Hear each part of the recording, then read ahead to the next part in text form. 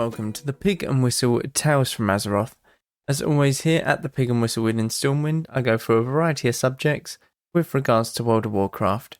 So grab a bottle or a pint, sit back and enjoy it. Today we're going to be going over Wrath of the Lich King and why it is, in my opinion, the best expansion and why we have to look forward to it when it comes round for Wrath of the Lich King Classic, ultimately. So we will start off with the weekly news as always. We have Valinor, Morgeth and Antros as our world bosses for this week. Morgeth is the world boss that is fated. So head on into the moor and get yourself some new gear from Morgeth that is at a higher item level for this current season. It is very good, very worth it, and definitely something you should do this week. The bonus event for this week is Shadowlands Dungeon bonus event. This just means that you get more loot from the last boss of the dungeon or throughout the dungeon itself. Nothing too crazy, but very simple. And if you're looking to gear ult, or a lot easier to do so this week. The mythic affixes for this week are Sanguine, Grievous, Fortified, and Shrouded. Sanguine, obviously, if you are a tank, move the mobs out of the Sanguine. And do not stand in the Sanguine yourself, it does hurt quite a lot. Grievous, whenever you're below 90%, you get a dot that keeps ticking and ramping up, that's the word, ramping up.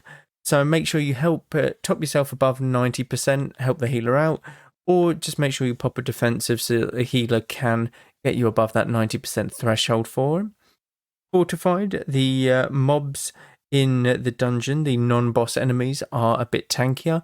So make sure you bring something for that rather than, go into single target specialization for this week because obviously the bosses are less tanky.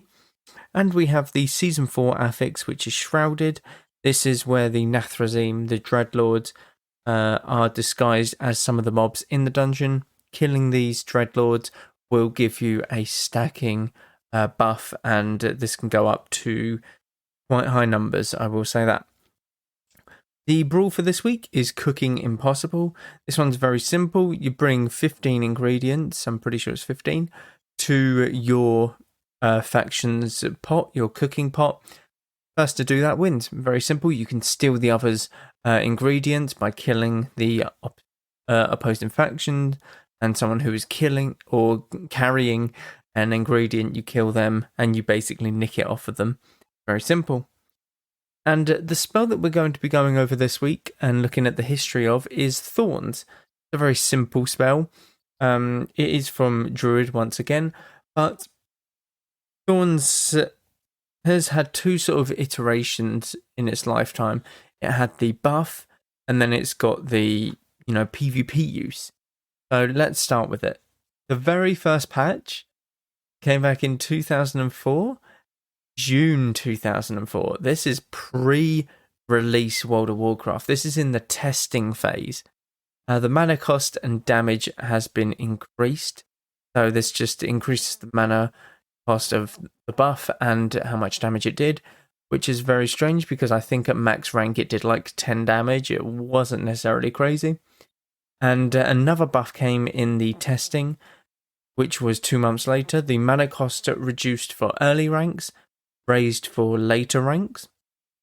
Makes sense, kind of keeps in that sort of pattern. The very first change that Thorns had was in patch 3.1. This is 5 years after the test, period, which is insane. So 2009 is when it got its first change. This spell will now properly use the Druid spell power to determine its scaling instead of the target's spell power, which makes no sense because if you're putting Thorns on a warrior, obviously they're not going to have spell power, so it makes sense that it is based off of the Druid's spell power.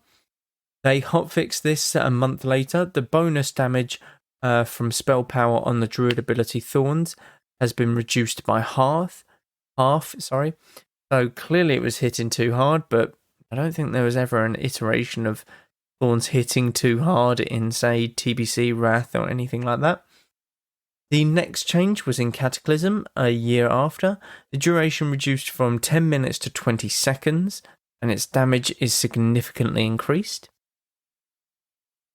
A month later, the beginner tooltip has been revised to no longer imply the spell could be kept up all the time. In addition, Thorn's damage has been reduced by 60%. 60%, that's over half. This 20-second Thorns must have been slapping them for some reason and no reason at all. So I would have liked that iteration of Thorns, to be honest. And then a couple of years later, in Mr. Pandaria, it was removed. It was gone. 5.0, it was removed. Nothing to be said about that. In Legion, though, 4 years later, 7.0, they re-added Thorns as an honor talent. It now lasts for 15 seconds instead of 20 seconds. A few months later, it now deals 5% of the attacker's total health in nature damage. I like the percentage based. It's a lot better in my opinion. A few months later again, this is all in Legion. Now available to Feral and Restoration. It was Restoration only. And they hotfix this a couple of weeks later. Thorns now has a 1 second cooldown between procs. Now, if you've got a rogue stabbing you about 5 times in 1 second, they're taking 25% of their total HP, I'm pretty sure. Yeah, that's pretty good. I like that. I like that idea.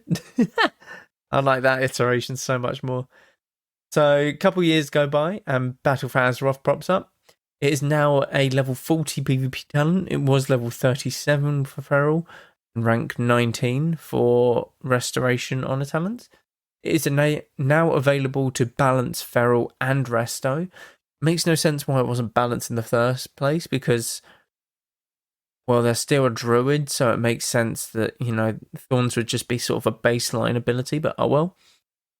They hotfixed this a few months later.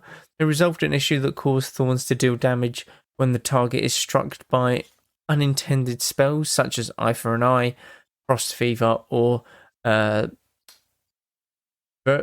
very. That word does not sit right with me. Very. It doesn't work for me. Very plague. It's a Death Knight spell. I'm going to say plague. It's just not working. It's not saying I can't. Month later, the mana cost has been increased by 50%. It's not too bad if you're a balanced druid, but Restoration kind of annoying, and Feral is kind of meh. And then in Shadowlands, the level requirement has changed to 35. It was level 40. And they did a small hotfix a couple months later. They fixed an issue where Thorns was not dealing damage to attackers after being melee attacked. That is a bit of a problem considering the whole point of it is to deal damage when you're attacked. So, it's a good thing that they resolved that relatively quickly. But that is Thorns in a nutshell. I do like the iteration of it being a buff because it gives you more of a buffer if people are trying to dispel you or spell steal something. It gives you more of a chance to resist that, and they have to get through another buff in order to get to the one that they actually want, etc. But either iteration of Thorns is good. I just wish that Thorns did more damage. It seems like in PvP, if you've got 2 melee running you down, they don't care about Thorns, and it seems like it does negligent damage, to be honest. But when you check the logs, it's suddenly like, it's your top damaging ability, and it's like, oh, well, it doesn't feel like it anyway. It doesn't feel like a fun ability to press sometimes.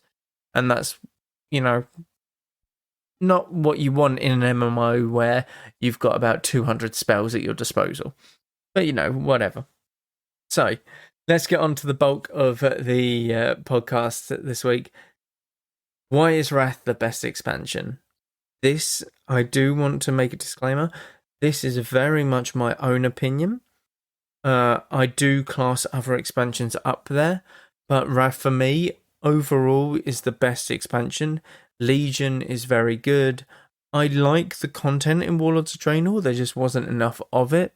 Garrisons could have been tweaked and stuff like that. Mr. Pandaria, I think, is a very criminally underrated expansion. I'm not sure why. People just didn't like the idea of pandas, I guess, or something like that. But the zones were amazing. There was some pretty good content, raids, PvP was very good, warriors were obviously just crazy and stuff like that. But what's not crazy during an expansion, Rogue Mage is very crazy right now. You'll never get balancing perfect in a MMO.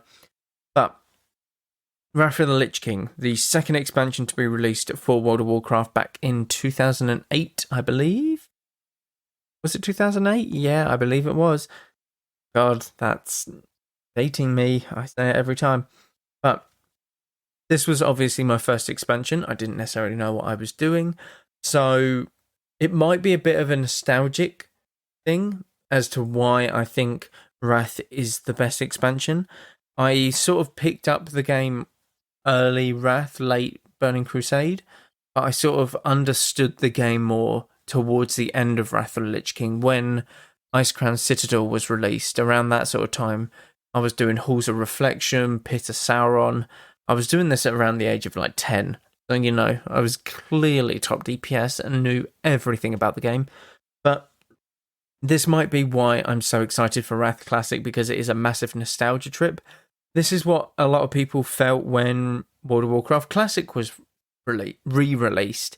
It's that nostalgic feel, and for me, like, World of Warcraft Classic was great. TBC was great as well, but Wrath of the Lich King is where it is at for me. That's when it will hit, home run. It'll be absolutely amazing, and that's where the nostalgic will just slap me in the face right there and then. So, Wrath of the Lich King brought out Death Knights, the first hero class. Death Knights were obviously busted on their release, but they had a unique introduction. They started at level 55, and they had their own zone to level up in before they hit Outland level 58. It was to do with doing the Lich King's bidding and how you broke free, and then how you joined the Horde and Alliance and stuff like that. Even small things like running through the city and the guards and stuff throwing apples at you, spitting on you as you go by. It's that sort of thing that actually makes the world feel alive, and it makes it feel really unique and very engaging. So Death Knights, absolute plus. They were a great addition to the game. Not many people thought so as the very first patch, as they were just unkillable in PvP, and they mostly are in like patch 3.3, the one that we will be sort of releasing on the very last patch of Wrath of the Lich King. They are still very tanky, and they are still one of the best classes very much in Wrath of the Lich King at that time. Balancing. Now, in an MMO, you don't think that balancing is going to be the best thing in the world. It isn't. I will say that right now. But balancing in Wrath of the Lich King was at its peak, in my honest opinion. Now, what I mean by this is it will never be flawless. It will never be perfect. But it was at its peak in terms of you had counters to your class, but you could still beat that class if you were skilled enough. That's the thing. So, essentially, a rogue counters... What is a rogue counter? Well, kind of everything. But a rogue counters, say, a druid. We'll say that. A druid, a very good druid, will have the knowledge to be in bear form before the kidney shot comes out, to be able to ferry fire, to be able to like bash them, clone them, get a heal off. You're playing the longevity sort of game rather than the quick burst, the kidney shot into 80% of your health and then finishing you off with like a cold blood eviscerate, something like that. So there is a lot of balancing that is in the game where they might have a 70% chance to beat you and you might have a 30. But if you're skilled enough, it can make it a 50-50. Whereas, it's the other way around for your class. You might say beat a mage very easily. Feral druids absolutely shit on mages. But a mage can still beat a feral druid if they're well geared enough and well skilled enough and adapt very quickly to the situations that they might be in. So balancing is, again, a very tough one to get right, but it does actually feel very good in Wrath of the Lich King. And What's also very good about the balancing is it's not taking away any sort of your class identity. And I think that's what a lot of people like, their class identity. So druids obviously have, Starfall for boomkins, berserk for ferals, and you get your wild growth. Pretty sure it's your wild growth or restoration.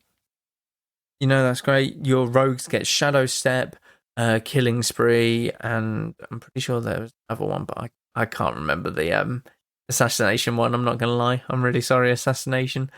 But mages get deep freeze. They get living bomb. They get arcane barrage.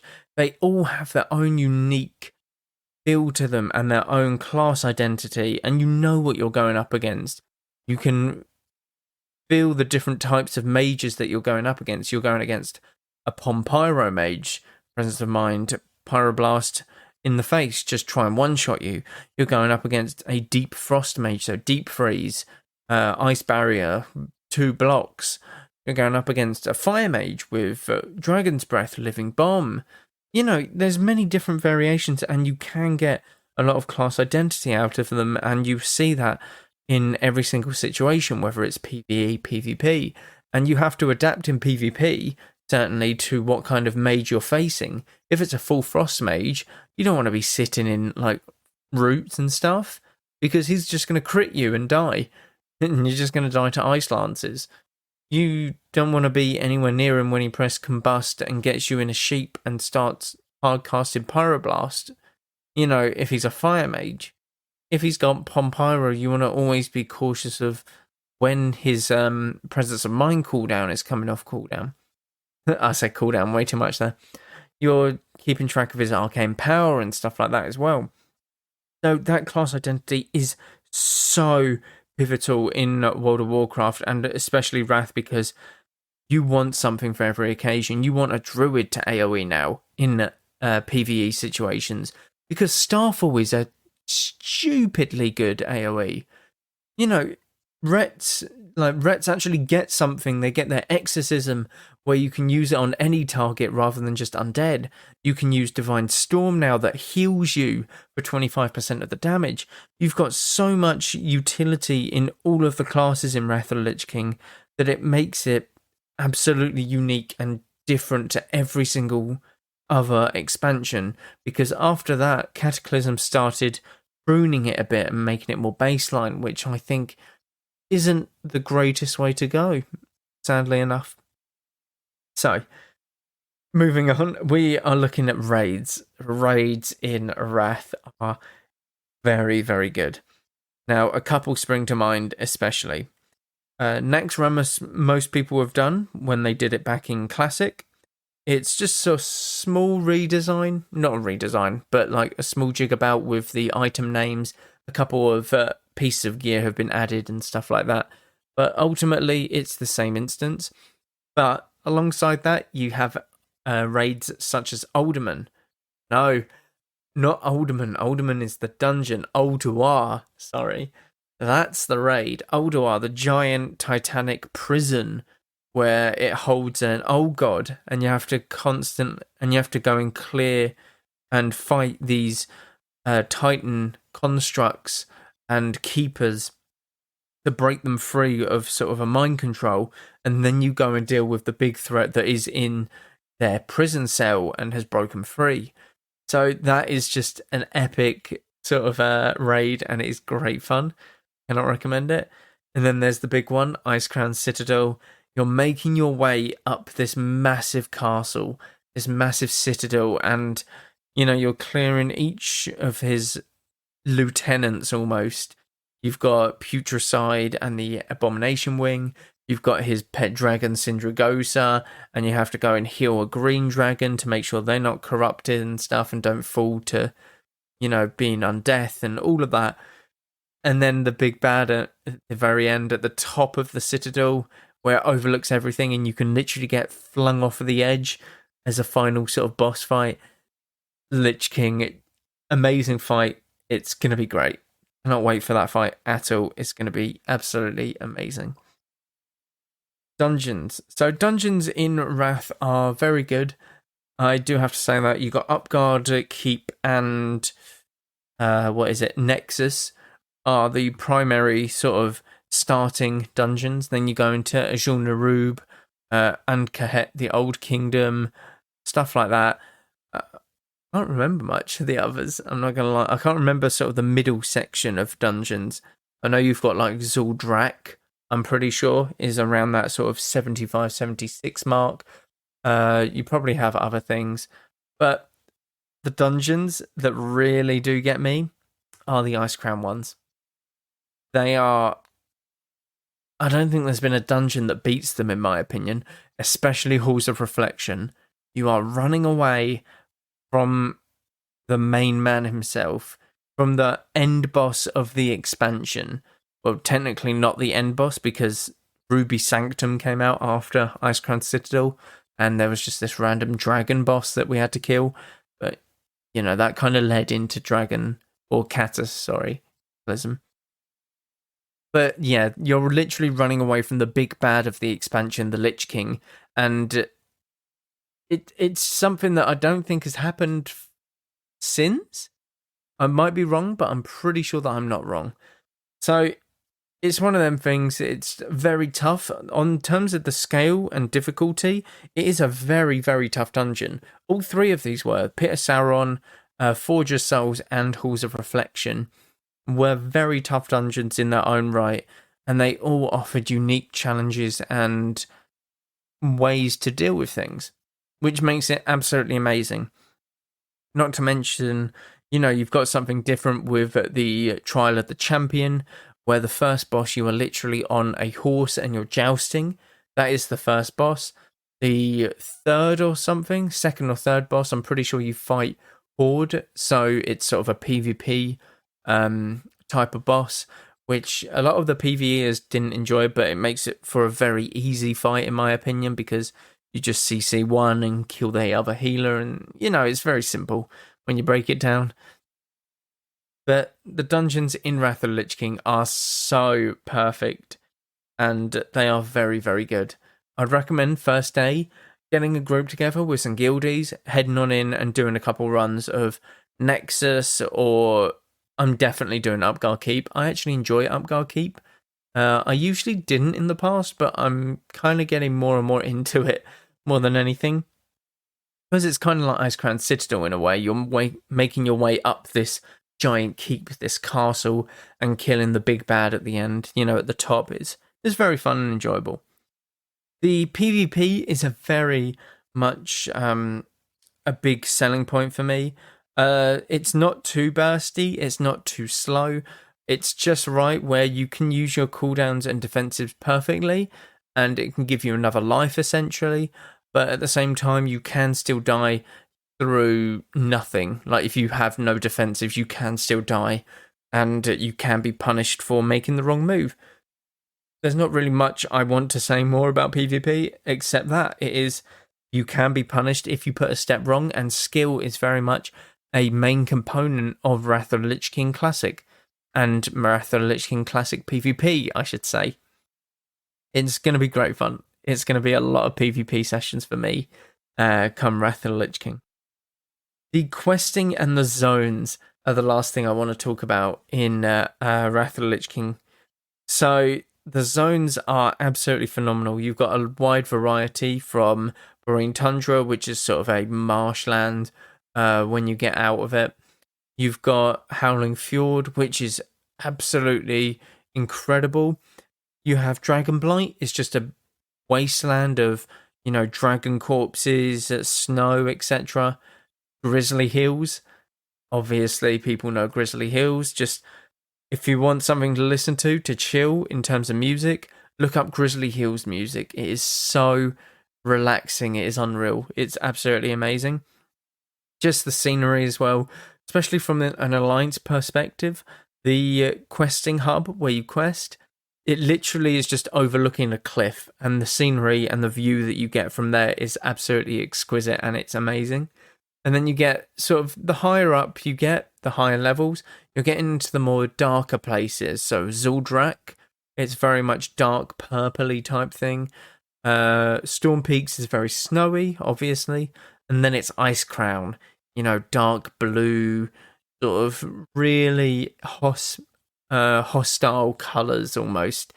And it sort of gives you the sense of danger, and it's like, okay, this is a real scary place to be. And you, as you're questing through Icecrown, you're progressing. You see this progression. So you actively see yourself moving up through the zone, around the zone. It's sort of like a horseshoe. You start in the bottom right and you work your way up to the top and then go back down the other side of the horseshoe on the left-hand side. And you can see this progress because as you unlock different questing hubs, you're literally taking it over. You're taking ground from the Lich King and his forces, which is the very first time they did this in game, and it's absolutely amazing. And I wish they did more of this. I know it caused a few problems with like summoning people because you had to be on the same sort of phase, as it were, in that questing zone. But honestly, it's absolutely amazing and wouldn't trade it for anything. It is very unique. But that is all for this week. Thank you all very much for tuning in as always. Be sure to check out all of the social medias down below. Check out the Twitch, YouTube, absolutely everything. And please, if you wouldn't mind, recommend this to friends, family, whoever you think might be interested in WoW. Get them listening. It will really help out the channel and it will help me out so much. And I would thank you for it. So once again, go with Valor, friends. Goodbye all.